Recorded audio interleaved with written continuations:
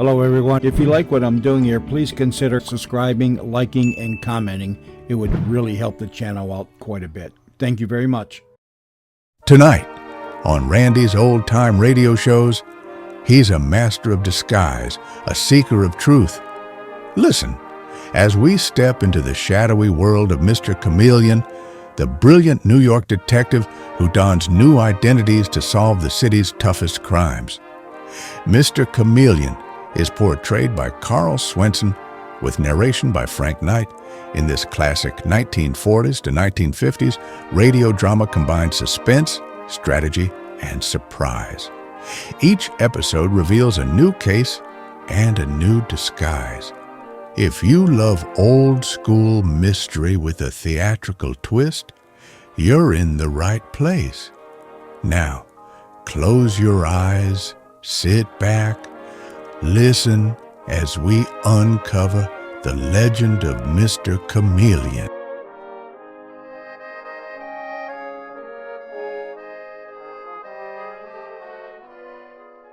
Tonight, we present the famous Mr. Chameleon of Central Headquarters in his most famous cases of crime and murder. Brought to you by the makers of Bayer Aspirin. For those who do not know who Mr. Chameleon is, we give a quick sketch of his character. Born of a well-to-do family and a college man, he tried from childhood to live up to the name he bore, Chameleon, by taking on the color of whatever situation in which he found himself, appearing in endless guises, finally entering the police force, where he became known as Chameleon, the man of many faces, the underworld's most dreaded man. Throughout this series, the listener will invariably know who Mr. Chameleon is, no matter in which disguise he appears. But the criminal he's tracking seldom does. Tonight, we give you Mr. Chameleon and the case of the dead woman's eyes.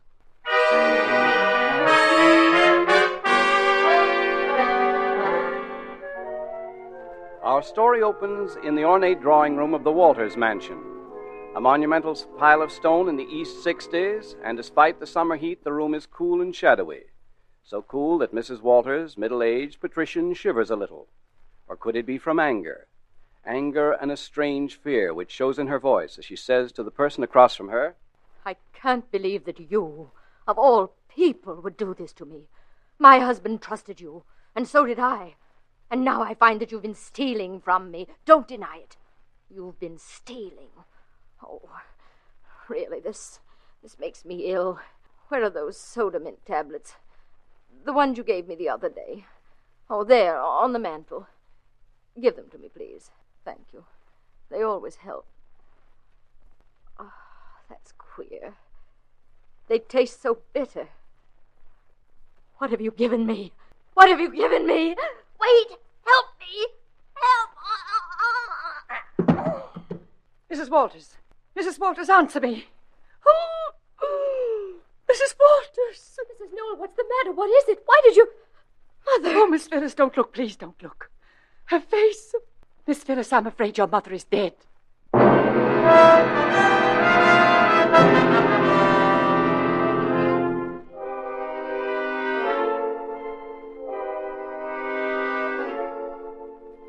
And now at Central Headquarters in the office of the Commissioner of Police.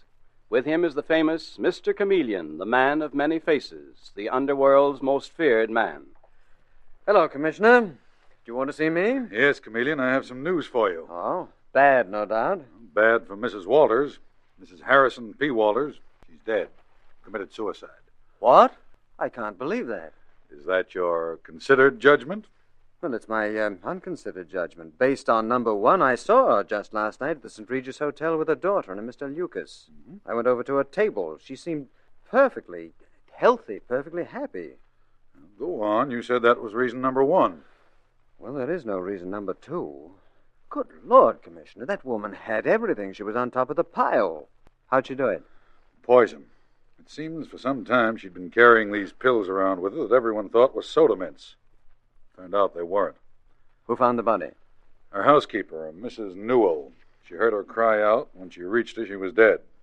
And alone in the room. What else but suicide? Funny. I've known so many of them, neurotics, potential suicides. But I would swear that Mrs. Walters, well, that she would never give in to the particular kind of despair that leads to suicide. Well, get over there, will you? Dave Arnold's already there, but you know these people socially. Sort of circulate among them, unobtrusively. Sort of take on their coloring. Hmm? You mean live up to my name, Chameleon? All right, Commissioner. You know something? It is now my considered judgment that Mrs. Harrison P. Walters did not commit suicide.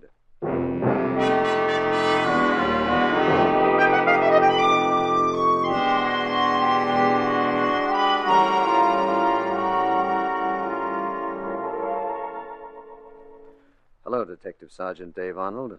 Dave to you, Mr. Chameleon. I thought you'd be along. Some swell place, this, huh? How's it going? Open and shut. Case of simple suicide. You, want to look at the body? Mm-hmm. Of course, Dave, violent death is seldom simple. Oh, wait just a moment. I want to speak to the young daughter, Miss Walters. Miss Walters? Yes? Oh, Mr. Chameleon, I heard you might be here. But why? Why did they have to send for you? They always send for Mr. Chameleon, darling. How do you do, sir? I'm Arthur Lucas. Yes, I remember. We met last night. Yes, I didn't realize at the time you were the famous detective. Well, that's because I'm rather, let's be charitable and call it nondescript. Well, on the contrary, I'd say you're most distinguished looking. Mm-hmm. Mr. Chameleon, this is a frightful tragedy. Yes, frightful. I was most shocked when I heard about your mother, Miss Walters. I know. It's so awful to think she wanted to die. Well, perhaps she didn't. Surprising how few of us do. But, Mr. Chameleon... Will you excuse me, please? I must examine the body. Dave? Yes, sir. Have you those tablets Mrs. Walters carried with her? Mm-hmm. Right here. Well, what are you doing? I'm just turning back her eyelids. She died in agony, all right. Let's have one of those tablets. I want to break it open. Oh, we know they're poisoned. Oh, there are poisons, and I'd... Good Lord. Well? What is it? Mr. Chameleon. Miss Walters, your mother was murdered. But that's impossible. She took those tablets herself. I'm sorry she was murdered. By a very rare and unusual poison from Rhodesia. I didn't even know there was any in this country. Your mother, I'm sure, would have had no access to anything quite so difficult to obtain.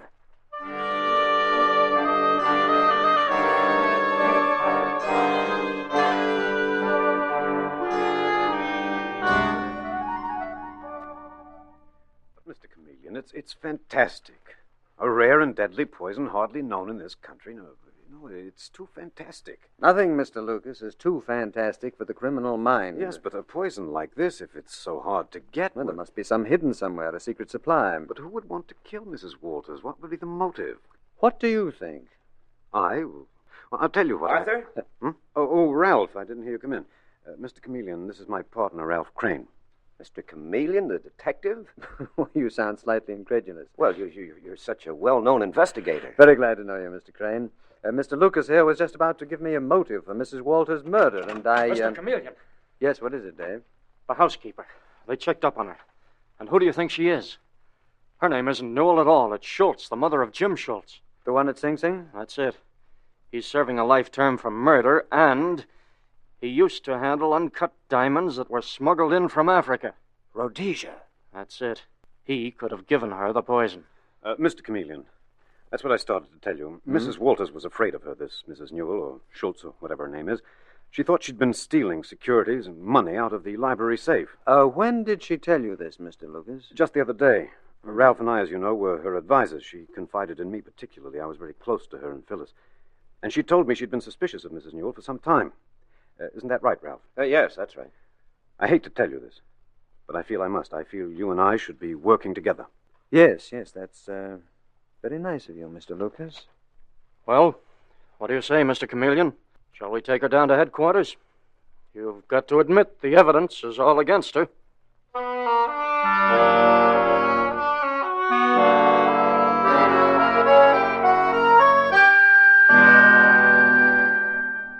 Mr. Chameleon, I know the evidence is all against me, but I didn't kill her. I couldn't have, no matter how strong the evidence. Mrs. Newell, over my desk there hangs a motto. The innocent must be protected. The guilty must be punished. And you believe that? I try to live by it. But suppose I can't prove my innocence. If you're innocent, Mrs. Newell... I tell you I am. If you're innocent, it shall be proven. And if you're not, I'm afraid that will be proven also.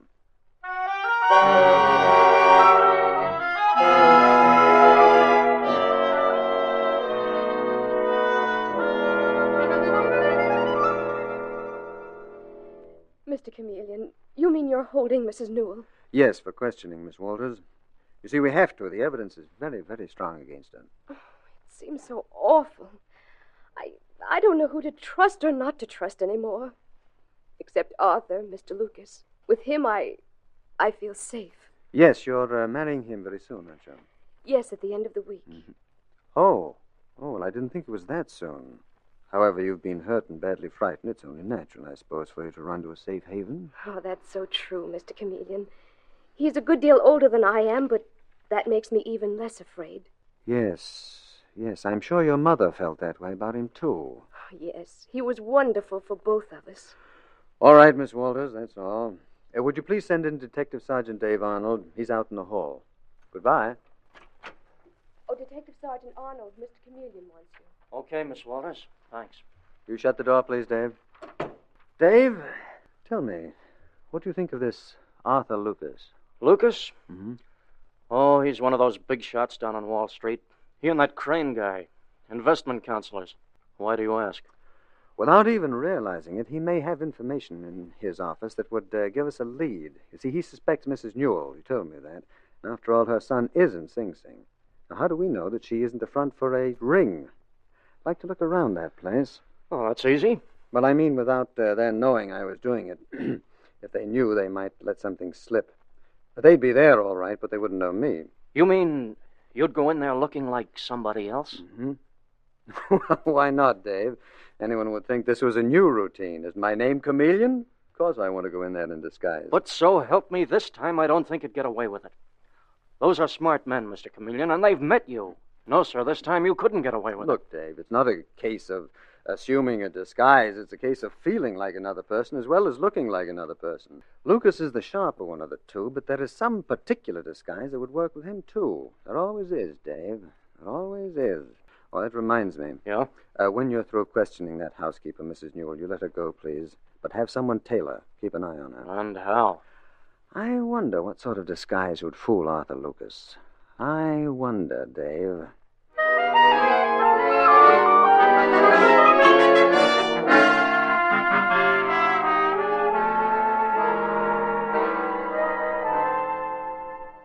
For heaven's sake, Ralph, relax, will you? You're driving me crazy with that endless pacing. Well, what do you want me to do, Lucas? I'm worried sick about those account books. I'm worried about them, too, but nobody's asked to look at them yet. And even if they are a bit irregular, it doesn't mean we're murderers. Listen, Lucas, Chameleon's like all cops, despite his yelling that the innocent must be protected. If he got in here, he might fake the evidence against us. And what makes you so sure he'll get in here, as you call it? Are you kidding? Any moment, that door may open and he may walk in and we wouldn't even know it. I'd know it. You think you're that much smarter than all the others he's tricked? I'm smart enough not to let Chameleon's reputation throw me into a state of helpless hysteria. I've talked to the man. I've looked him straight in the face. And what does he look like? Can you recall his features? He's extremely handsome. What's the color of his eyes? I don't know, but if you think that some childish Listen to disguise... me. Art Kavanaugh was a smart operator. Chameleon got him by posing as a confidence man. And the case of that fake insurance ring, he got them all by pretending he was a man over 80. And that actress who killed her husband, he got... Oh, excuse me. I thought you gentlemen was gone. Not yet, in about an hour. Oh, okay, I'll be back. Who was that? New charwoman? Did you think it might be Chameleon? Now, don't laugh. Listen, Ralph. I'm worried about the books, too, but I'm hanged if I'll show it. As for Chameleon, he won't get away with a thing. I'll recognize him. He won't have a chance.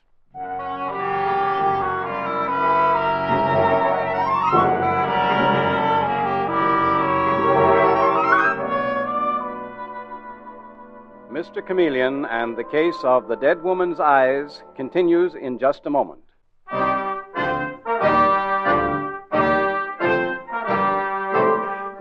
Now back to Mr. Chameleon and the case of the dead woman's eyes.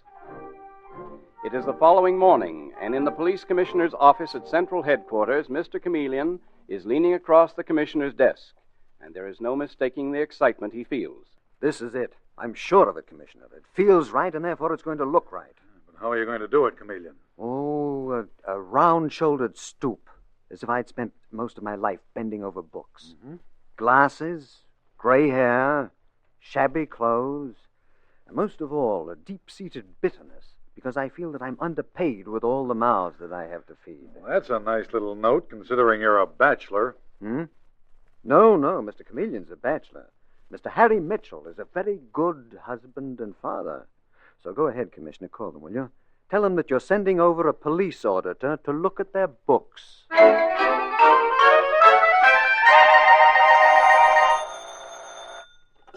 Hello?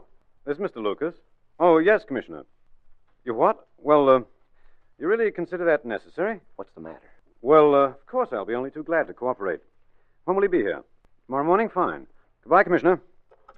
Are they sending over an auditor? Yes, he says they're interested in how much Mrs. Newell stole. I knew it. I knew they would. Be quiet. I want to think. A lot of good that'll do. Will you be quiet?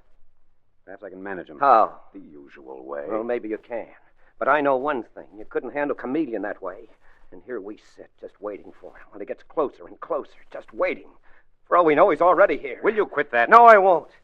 We have a new elevator man, that new charwoman. This building's full of new people, and any one of them may be Chameleon. Well, they may be. I said I'd recognize Chameleon. Meanwhile, I'll take a look at that new elevator man. Is he on now? Yes, he is. I'll be back in a few minutes. And if I were you, I'd calm down a bit. Thinks he's so clever. He'll know Chameleon. Well, I know him, too. I spotted him yesterday. I won't be dismissed as an hysterical fool. What's that? What the devil are you doing in here? Well, I'm cleaning the office. Are you? You don't say. Well, you're always around pretending to clean and eavesdropping. Oh, no, sir. Don't give me that. You were eavesdropping just now, and you probably heard plenty. But you won't get away with it. You won't get away with it, Chameleon. I know you. Oh, no!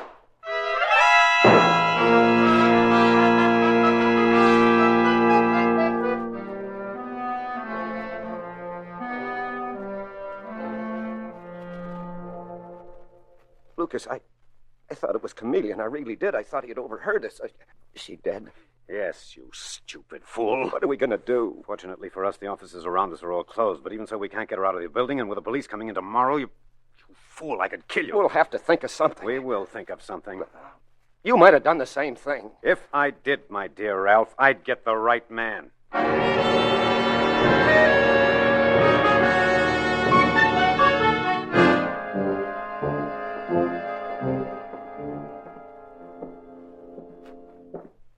All set, Mr. Chameleon? Mr. Mitchell. Yes, I am, Dave. I mean, Sergeant Arnold. So help me, you seem to have shrunk to half your size. It's the suit. A couple of sizes too large for me. Well, I'm glad I'm not in it. Or in your shoes, either. Hey, that's funny. There's the office, Lucas and Crane, but the door's open a little. Do they usually keep it closed? Huh? Oh, I wondered where that voice was coming from. Yeah, they usually do. Tight closed. Then perhaps there's something there they want someone to discover. It's pretty early. They may not be here yet. Yeah, better let me go in first. Holy smoke! Look! She's dead.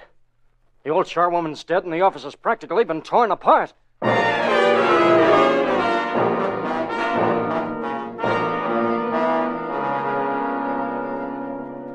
This is horrible. The motive must have been robbery. See, they've rifled my desk. I suppose that poor charwoman walked in on them while they were doing it. And got blasted in the face, Mr. Lucas. Yes, Sergeant Arnold. What time did you leave last night? Oh, about 6 o'clock, right after the commissioner called me to say the auditor was coming. Who's that sitting over there in the corner? Oh, that's the auditor. Mr. Mitchell. Yes? I was wondering how long I was going to have to sit there. I'm sorry. Mr. Lucas, this is Mr. Mitchell, our police department auditor. How do you do, sir? How do you do? When can I start going over the books, may I ask, or do I have to waste a whole day? Look, we had to take the body away, didn't we? Anyhow, we're all through here now, so stop beefing. When can he start, Mr. Lucas? Any time he wishes to? Okay, what more do you want, Mitchell? I'm going now, Mr. Lucas. I've got to report to headquarters. Very well, Mr. Arnold. I'll take care of Mr. Mitchell. So long, Mitch. Goodbye. And the name is Mitchell. They make me sick. Not one of them could do the kind of work I do. Yet they treat me as if I were of no importance. Well, I should think you'd be extremely important to the police. Thank you. I'm glad someone feels that way, Mr. Lucas. Don't you find police auditing interesting work? I might, if I was paid properly. I happen to have a family, 3 children, Mr. Lucas, 3 children on my salary. Well, I won't go into that. Sit down for a moment. If you don't mind, I'll move around while I can. I'll be sitting all day over your books. Listen, that's another thing. I never get any exercise or fresh air. What are you staring at? You? Why?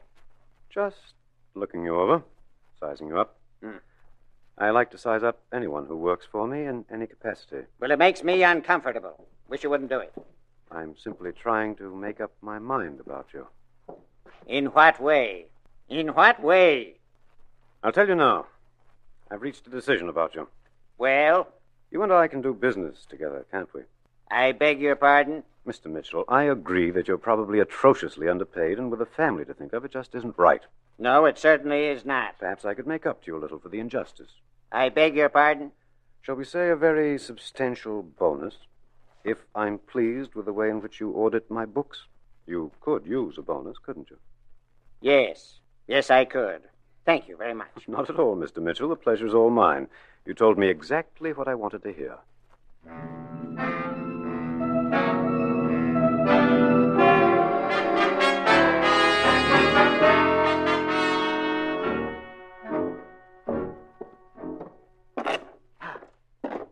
There it is again, that same board. That must be loose. It must be. Oh, Mr. Mitchell, I'm going out for a little while. My partner should come in. I'll be back within the hour. Yes, Mr. Lucas. How are the books coming? Fine, fine. Seems to me you've been walking around a great deal. Just stretching my legs a little from time to time. Well, stretch them all you want. I'm going to meet my fiancée. I'll be a married man, too, in a couple of days. Congratulations. Thank you. See you later. But not too soon, I hope. Now, where is that board? I've got to do it now. Where is it? Here, I should say. That's the one. Let's see if I can pry it loose. This knife ought to do it. Yes, it is loose. There we are. There's something underneath it. A small white envelope. The poison. The poison. Mr. Mitchell, I met my partner out in the hall. Mitchell, what are you doing? I dropped something. I was looking for it. He's lying. He's got that board pried up. Chameleon, so that's it. Well, Mr. Chameleon, I guess this is one time when I'll have to use my gun whether I like them or not.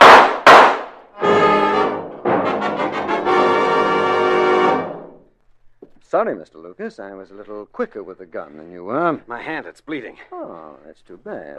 Stay where you are, Ralph Crane. I'll pick that gun up. There we are.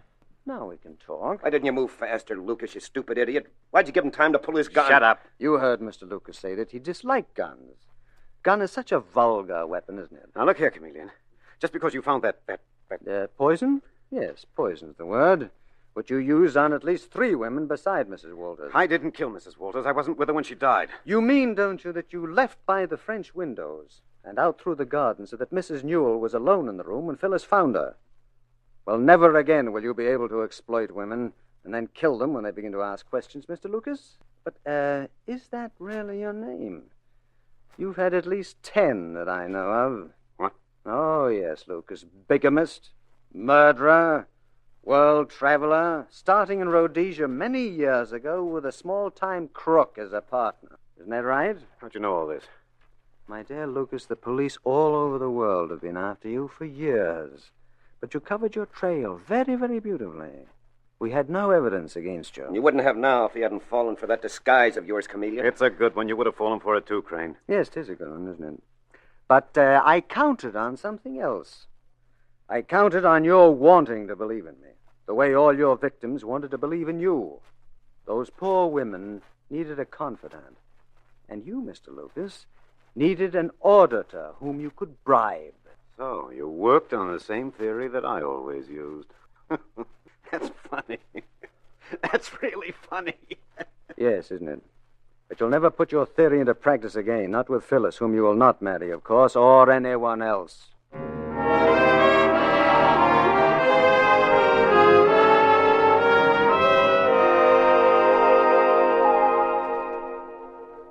So we had to stop in to see you, Mr. Chameleon, Mrs. Newell and I. We both wanted to thank you. Oh, yes. I'm so grateful. Miss Phyllis knows all about my son, and she still wants me to stay with her. Well, why shouldn't she, Mrs. Newell? You're no criminal. You know, Mr. Chameleon, you saved us both. Well, that's what we cops are here for, aren't we? Remember that motto over my desk? Well, believe me, Miss Walters, we mean every word of it. The innocent must be protected. The guilty must be punished.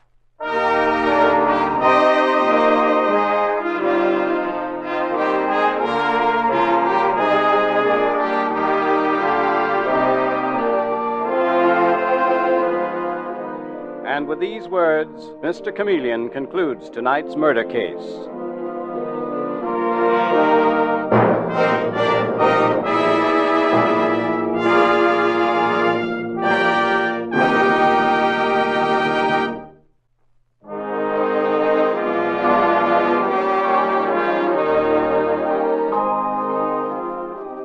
Listen next Wednesday night at this same time for Mr. Chameleon, the Man of Many Faces, in the case of the Brownstone murder.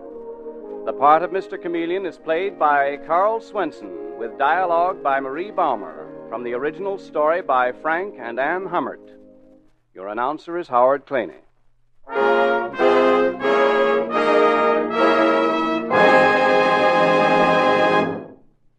Hello, everyone. Randy here. These old-time radio shows take a lot of time and effort to clean up and convert, so you can enjoy them again. If you appreciate the work I do and want to help keep these classics alive, please consider donating to support this channel. You can find the links in the description below, and for those of you who have already donated, I really do appreciate your kindness. Thanks so much for listening, and I'll see you on the next episode here on Randy's Old Time Radio Shows.